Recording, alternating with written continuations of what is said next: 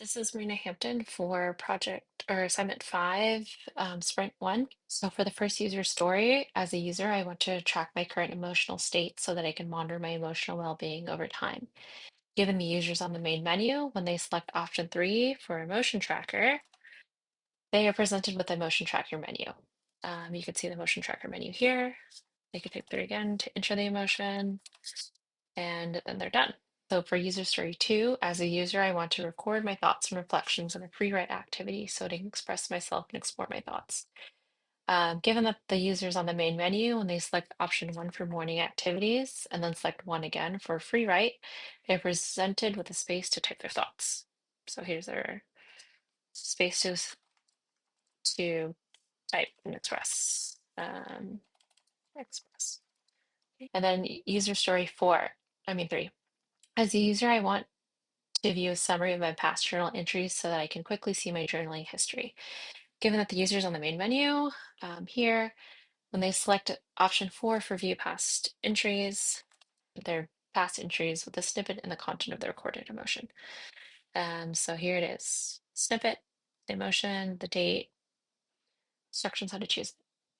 So those are all 3 of my user stories. Okay, for inclusivity heuristic number 1, explain to users the benefits of using new and existing features. The main menu, you could see that. It gives you a tagline. It already says a space for your emotional and mental well-being. And then under each option, I also included a concise statement that really tells the benefit immediately after what option they would choose. Okay, for inclusivity heuristic number 2, explain to users the cost of using new and existing features. Um, that's seen in the wheel when they're trying to enter an emotion and they enter nothing. This pop-up reads, nothing was entered. Tracking your emotions can provide valuable insights into your well-being over time. So the cost is having a negative user experience of not reaching their goal of tracking their emotions over time. Okay, inclusivity heuristic number 3, let users gather as much info as they want and no more than they want. That is seen when viewing past entries and emotions. They can gather only a little bit of information here with the snippet and just the emotion, and then they can, of course, go in further and view more as they want. Inclusivity heuristic number 4, keep familiar features available.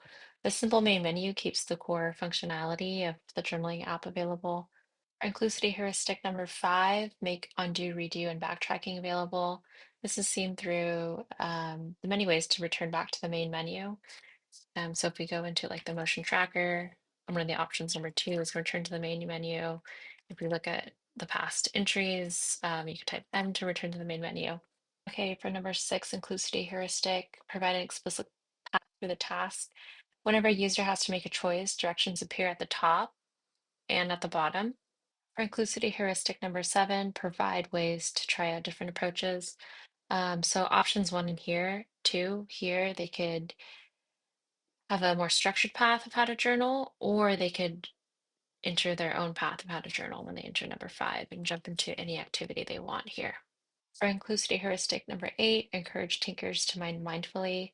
This is seen when trying to delete something. Let's say they wanted to delete the 5th entry, so they put D5.